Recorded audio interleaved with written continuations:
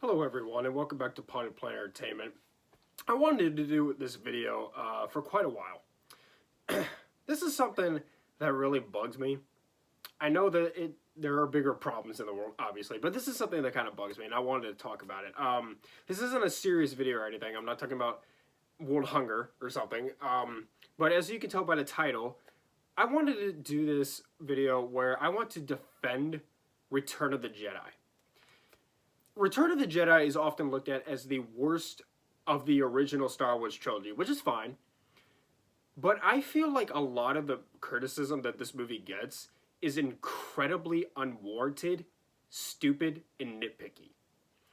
I don't agree with really any of it, and I want to explain why. So, one of the common complaints I hear about this movie is that the special effects don't hold up as well as the other two. Now, that is correct. They don't. However, this may just be me, so let me know in the comments, but I've noticed that whenever I watch the original theatrical cut of Return of the Jedi, the special effects hold up better than they do in the re-edits. Maybe that's just me. I don't know. But the special effects in this movie do hold up incredibly well. It's just there are some noticeable shots. And I do think it's kind of unfair for people to point that in this movie, but they don't do that in, like, the episode 4. Now, I don't even notice anything wrong with the special effects in episode 5. But in episode 4, like, when Luke first ignites the lightsaber, there's sometimes when he swings it around when the blade looks really flat. Other times when they, like, when these swinging doors, when they go up and down, you can see a cut right there. But no, and sometimes, like, some of the ships, like, look like models. You could kind of tell that they're models. But nobody wants to point that out about A New Hope, no. But if there was stuff like that in this movie, people would be more than happy to pounce on it. And I don't really understand why. Another one I heard is that people think it's dumb that our heroes got accepted into the Ewok tribe. I have no idea why. I think that's dumb. Like, why would they not? Like, they look up to C-3PO as a god. They love Leia. They've defended these people and explained to them who they are. I don't understand why that would be weird. The biggest complaint I hear about this movie is the Ewoks and how the Ewoks can't stand up to stormtroopers. Now, I'm going to explain to you why I think they can. For one thing, they have home field advantage. They know this forest. They know where to look. They know where to turn. They know these grounds. The stormtroopers don't. They can use this to their advantage against the stormtroopers, and they did. Another thing is that people said that throwing rocks at them wouldn't hurt them.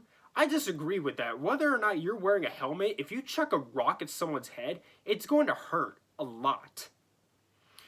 On top of that, they also had the rebel troops helping them fight the stormtroopers, so it's not like they were doing it alone. You know, they set up booby traps and stuff as well. So yeah, I don't agree that the Ewoks couldn't stand up to the stormtroopers. I think they could. Another complaint I've heard for this movie is that Leia doesn't react strong enough to finding out that Luke is her brother and Vader is her father. I completely disagree with that because as soon as Luke leaves, she starts crying about it. So that's a stupid complaint. Now, another complaint I've heard about this is that people say that the second Death Star doesn't really make sense. And I can understand that point of view, but I disagree with that, and here's why. The Death Star, as they said in episode 4, is the ultimate power in the universe. I don't understand that just because it failed the first time, why they would completely give up and then try something else when they know that what they had was really good. There was just some flaws in their design. So if they can make another Death Star, but add some improvements to it, I think that that's a really good idea. So I don't agree with that at all. Now, if you want to criticize the fact, well, they shouldn't have put in like another core where if that blows up, it blows up the entire Death Star. This is science fiction. That doesn't really happen. Same thing in episode 4. You wouldn't just put those whatever those missile ball things were in that hole. It goes down the shaft, it hits the core and then blows up the Death Star. That's not really how that works. It's just science fiction. You gotta understand these are just movies. Like, of course that wouldn't really happen, but we don't care because this is just fiction. What else? Okay, so another complaint I've heard is that Emperor Palpatine and Darth Vader have a lot of repetitive dialogue, when they talk to Luke, which is fair, they do, especially Palpatine, but I think that there's a reason for that. Basically, say I was trying to irk you into doing something. If I were to say it once and then not say it again, that's probably not going to work. But if I say it over and over and over and over and over and over again, eventually you're going to get kind of pissed off. You know what I mean? If I were to poke you on the arm and say, hit me, hit me, hit me, hit me, hit me, hit me, hit me, hit me, hit me, at some point, you're probably going to want to hit me. I'd want to hit me too. You know what I mean? So when he keeps telling him, kill me, kill me, kill me, I'm sitting right here, I'm defenseless, just kill me. Eventually, he's going to get pissed off enough to where he's going to turn around and he's going to try to kill him. So I disagree with that. And with Vader saying, join the dark side, if he hammers this into his head enough, eventually he might listen. So I think that there's a reason for that. And I do think people need to back up that criticism because I don't agree with that. I think that there's a good reason for it. And it worked. But then it ended up not working, you know, because he's our hero, so it couldn't have worked, because otherwise that would have been a sad ending. But yeah. Another complaint I've heard is that the movie is exposition heavy. Now, I will admit this movie has probably the most exposition of the original trilogy. However, the exposition is handled really well. It's never done in a boring way. I've seen exposition handled better, but I've also seen it handled way worse. And it's always interesting because they always have interesting things to say amongst this exposition. The exposition is always interesting. Like when Luke talks to Obi-Wan when they're sitting on the log together on Dagobah. That's a very interesting conversation that I love listening to. I don't think that that's a fair criticism as well. I mean, yeah, this one does have the most exposition, but I think it's handled really well.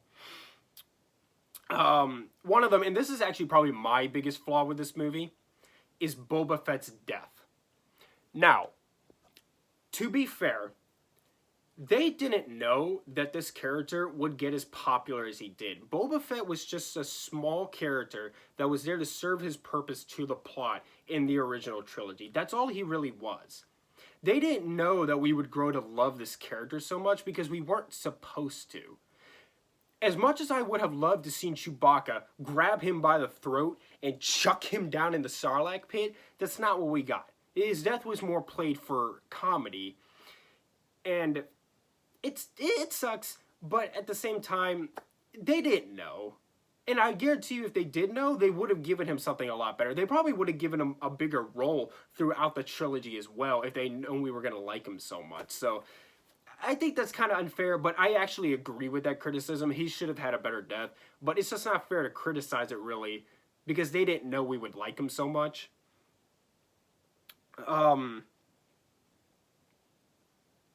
Now, another complaint I heard about this was that Han should have had a stronger reaction when he found out that Luke and Leia are siblings.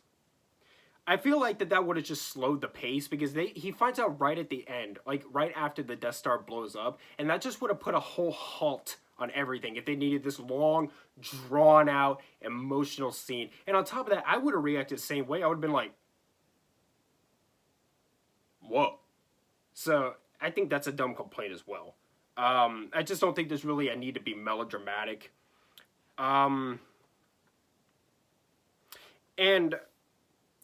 yeah, that's pretty much it. These are the complaints that I've heard for the movie.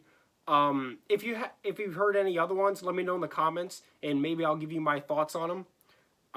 But these are just some of the big complaints I've heard for this movie, and I just don't think they're warranted. If you ask me, I would say that this movie is just as good as the other two. I really don't think that this is a worse movie than the other two. You can say, well, Chris, you have to admit it's a really good movie, but it's kind of flawed. I disagree.